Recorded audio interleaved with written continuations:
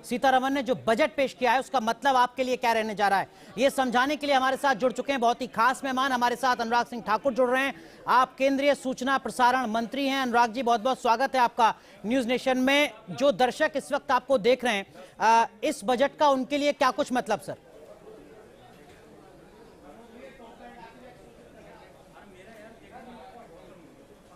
देखिए अनुराग जी, माननीय मोदी जी ने विकसित भारत के संकल्प को लेकर 15 अगस्त 2022 को अपनी बात भी कही और उस दिशा में अगर आप देखें अमृतकाल का ये पहला बजट विकसित भारत के निर्माण में मैं कहूँगा उसकी एक नींव रखने के लिए एक संकल्प लिया है, मजबूत नींव भी रखेगा।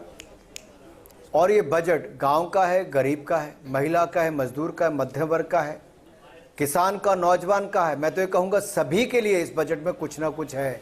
ये खुशियों का बजट है, ये सर्वसमावेशी भी है, पारदर्शी भी और दूरदर्शी बजट भी है। तो सबके लिए कुछ ना कुछ इस बजट में देखेंगे आप। जी अनुराग जी, सेक्टर वाइज अगर मैं आपसे समझूं, ये देश खेती किसानी के लिए जाना जाता है। गांव कस्बे इस देश की पहचान है। रूरल इंडिया के लिए, एग्रीकल्चर के लिए, किसानों के लिए इस बजट में क्या कुछ खास सर आपको नजर आता है? और ये सवाल, इस सवाल का जवाब आप बेहतर तरीके से देंगे क्योंकि आपने देश में वित्त राज्य मंत्री के तौर पर भी जिम्मेदारी निभाई है, तो फाइनेंस का आपको लंबा अनुभव भी है।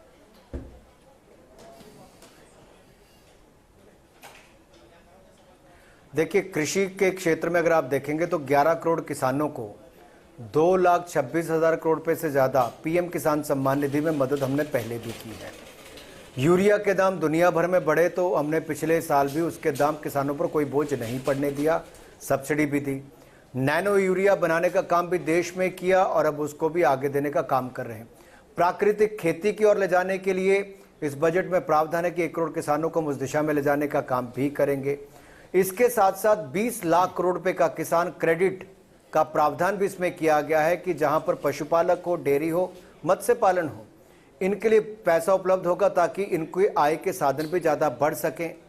फिर वहीं पर ही हमारी जहां एक और उत्पादन तो बढ़े ही जी, लेकिन पंचायत स्तर पर ही उसका भंडारण भी हो सके, उस दिशा में भी इसमें प्रयास किए गए हैं। तो मैं तो कहूँगा कुछ ना कुछ हर दिशा में किसानों के लिए वहाँ पे किया गया है जी, और इससे हमारे किसानों की आय बढ़े, जो हमने दुगना करने में हम लगातार कदम बढ़ा ही रहे हैं। पहले भी स्वामीनाथन कमेटी की रिपोर्ट को लागू करते हुए लागत प्लस 1.5% हम आज तक दे रहे हैं। बहुत सारे प्रोडक्ट्स पर एमएसपी हम 1.5% से 1.5 गुना से ज्यादा भी दे रहे हैं। न्यूज नेशन आज के बजट को नए भारत का बजट कह रहा है और आपको उसमें क्या कुछ विजन झलकता है ये मैं आपसे समझूंगा, लेकिन नए भारत का बजट आपके हिसाब से कैसे है? इंफ्रास्ट्रक्चर के मोर्चे पर ऐसा क्या कुछ वित्त मंत्री ने किया है, आपकी सरकार ने किया है, जिससे आने वाले वक्त में देश की तस्वीर और बेहतर होने जा रही है?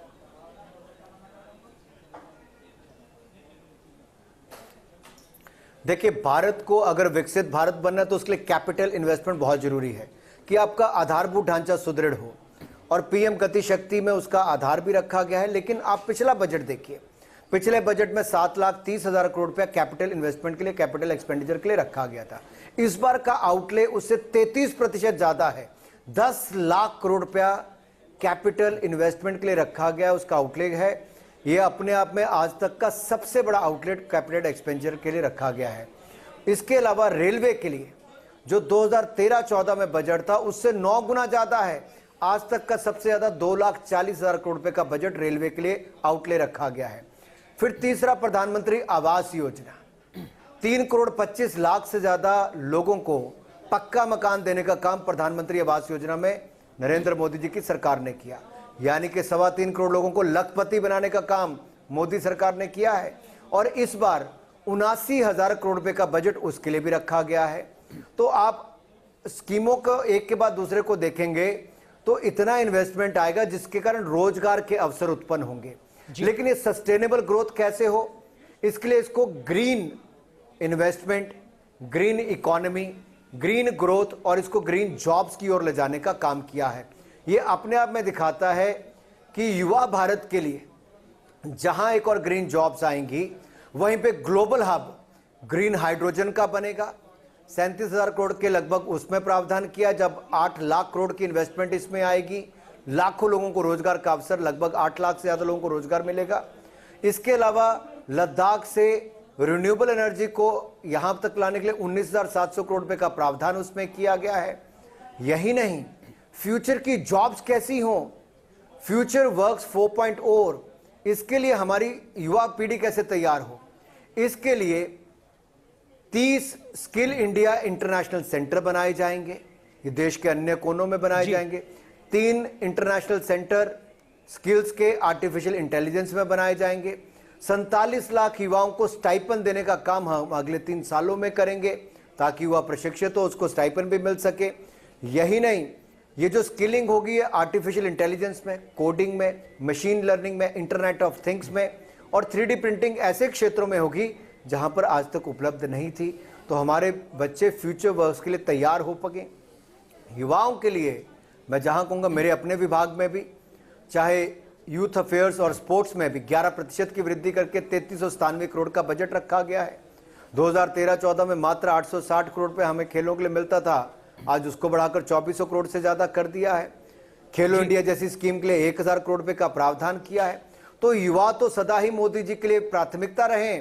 और स्टार्टअप्स की भी मैं अनुराग दीक्षित जी अगर आपसे कहूं, आज से 7 साल पहले स्टार्टअप्स में भारत कहां था, कहीं नजर नहीं आता था। मोदी जी ने स्टार्टअप इकोसिस्टम खड़ा करने के लिए युवाओं को कैसे महत्व दिया, उनको इनकम टैक्स की एग्जम्पशन दी, रजिस्ट्रेशन से लेकर उनको लॉस बुकिंग के अवसर दिए, अब उसको 1 साल और बढ़ाने का काम भी कर दिया है। और हमारे युवाओं ने भी कमाल करके दिखाया। 90,000 स्टार्टअप्स खुली हैं, 107 यूनिकॉर्न बनी है, लगभग 28 बिलियन डॉलर से ज्यादा की इनकी वैल्यूएशन है, यानी कि 2 लाख करोड़ रुपए से ज्यादा तो लाने का काम इन्होंने भी किया है।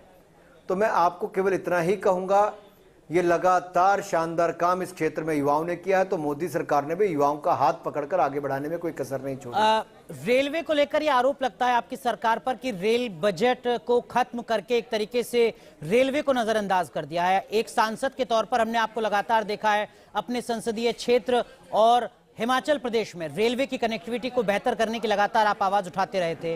रेल बजट खत्म होने का मतलब क्या सरकार की प्राथमिकता से रेलवे खत्म हो चुकी है? क्योंकि रेलवे का मतलब सिर्फ कनेक्टिविटी नहीं, रोजगार भी है सर।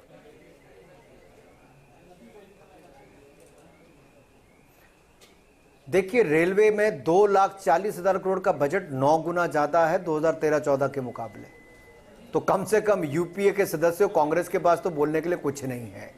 मोदी सरकार में जहां एक और कांग्रेस के सड़कों के मुकाबले जहां 12 किलोमीटर सड़क बनती थी, हम 37 किलोमीटर आज बनाते हैं। इनके समय मात्र 2 किलोमीटर रेल की पटरी बिछती थी, आज हम 10 किलोमीटर के लगभग बिछाने का काम करते हैं। अगर इतना एक्सपेंशन हम करने जा रहे हैं, वंदे भारत एक्सप्रेस हमने शुरू कर दी, 100 ट्रेन से इसको करने जा रहे हैं, ये तो कांग्रेस कभी सोच भी नहीं सकती थी, हमने धरातल पे करके दिखाया है। मैं तो कहूंगा केवल आरोप लगाते, मैं छोटा सा उदाहरण बताता हूं। पहाड़ी राज्य नंगल ऊना तलवाड़ा रेलवे लाइन जितनी 40 साल में कांग्रेस के समय नहीं बनी, उतनी मोदी सरकार ने 8 साल में उससे ज्यादा बनाकर दे दी। यही नहीं, भनुपली बिलासपुर मनाली ले रेलवे लाइन 10 साल मांगते रहे हम लोग, इनकी सरकार के समय कुछ नहीं मिला। हमारी सरकार के समय तेजी से काम चल रहा है, 40 किलोमीटर पे काम शुरू हो गया। ये देखिए, अगर मैं तुलना एक एक करके बताऊंगा तो बहुत लंबा समय हो जाएगा। बिल्कुल, इतना ही कहूंगा, जो पिछले 70 साल में ये रेलवे के क्षेत्र में नहीं कर पाए, हमने वो 8 वर्षों में करने का काम किया है। टैक्स को लेकर वित्त मंत्री ने बड़ा ऐलान किया और मुझ जैसे जो तमाम नौकरी पेशा लोग हैं वो इसको एक बड़ी राहत के तौर पर देख रहे हैं, लेकिन कुछ आलोचक कह रहे हैं कि कुछ बड़ा नहीं मिलने जा रहा है आपको, तस्वीर दूसरे तरीके से पेश की जा रही है।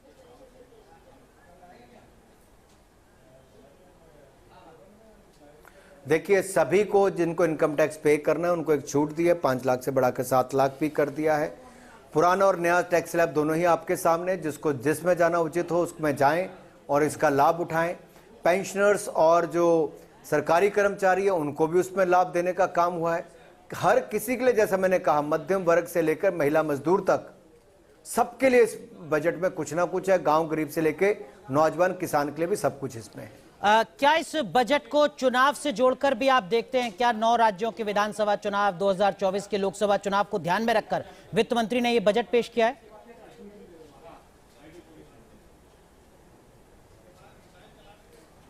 देखिए, अगर आप ये कहेंगे कि सीनियर सिटीजन्स का बचत का 15 लाख से बढ़ाकर 30 लाख क्यों कर दिया, या महिलाओं के लिए जो हमने अभी बचत पत्र की घोषणा की है कि 2 लाख तक 2 साल के लिए उनको 7.5% ब्याज दर से पैसा मिलेगा, ये किसी चुनाव से जाकर नहीं देखा जा सकता जी। अगर मैं कहूं कि 80 लाख सेल्फ हेल्प ग्रुप की 9 करोड़ महिलाओं को और ऑर्गेनाइज करके और स्किल करके उनको और जैसे स्टार्टअप्स वाले क्षेत्र की दिशा में या एफपीओस की क्षेत्र की दिशा में आगे बढ़ाने का काम करेंगे, मार्केट लिंकेज करने का काम करेंगे, तो आप इसको बिल्कुल चुनाव से जोड़कर मत देखिए। ये तो हम हर बजट में प्रयास करते हैं कि देश को कैसे आगे बढ़ाना है, हर वर्ग को कैसे आगे बढ़ाना है।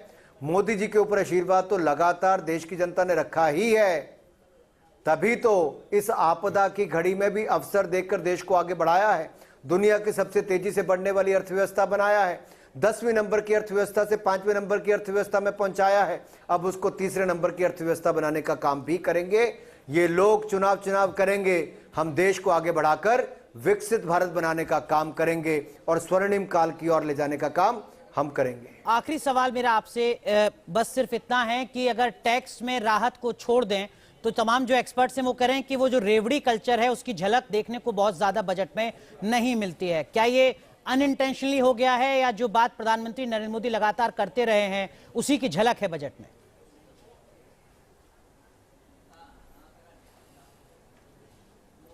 देखिए, हमारा एक जैसे कहते हैं ना कि कोई मछली परोस के देता है, कोई मछली पकड़ने की आदत डालता है। मोदी सरकार में आप देखिए, आपदा के समय हमने मनरेगा का बजट 30,000 करोड़ से बढ़ाकर 1,14,000 करोड़ तक लेके डिमांड ड्रिवन था जी। तो लोगों को रोजगार भी दिया, क्रय शक्ति भी बढ़ी, उसकी मार्केट में डिमांड ड्रिवन यानी कि मार्केट उसकी डिमांड भी बढ़ी, उससे एफएमसीजी सेक्टर से लेके बाकी सेक्टर्स को लाभ भी हुआ। आप पिछला साल देखिए तो गाड़ियों की सबसे ज़्यादा सेल हुई। अब आप देखिए यहाँ सेमीकंडक्टर्स की मैन्युफैक्चरिंग से लेके फैब यूनिट तक लगाने की बात है। जहाँ कहीं हम मोबाइल पहले दुनिया के दूसरे सबसे बड़े इंपोर्टर थे, आज दुनिया के दूसरे सबसे बड़े मैन्युफैक्चरर बन गए हैं। कहाँ 7,500 करोड़ का एक्सपोर्ट नहीं होता था, आज 2 लाख करोड़ का एक्सपोर्ट होता है। ये अपने आप में बहुत कुछ कहता है कि बदलते भारत और नए भारत की तस्वीर है, जो हम रेवड़ी बांटने का काम नहीं करते, हम क्षमता बढ़ाने का काम करते हैं। बहुत बहुत शुक्रिया अनुराग ठाकुर जी जुड़ने के लिए न्यूज नेशन के साथ। ढेर सारी शुभकामनाएं। देखना होगा कि जब संसद में बजट पर चर्चा होगी तो विपक्ष के सवालों का जवाब भी आपकी सरकार किस तरीके से देगी। तो आप सुन रहे थे केंद्रीय सूचना प्रसारण मंत्री अनुराग ठाकुर को, जो बजट के मुद्दे पर, बजट को लेकर जो तमाम तरीके के सवाल उठ रहे हैं उन सवालों का वो जवाब दे रहे थे। वो बता रहे थे कि इस बजट में आपके लिए क्या कुछ खास है। छोटा सा ब्रेक, तुरंत हाजिर होते हैं।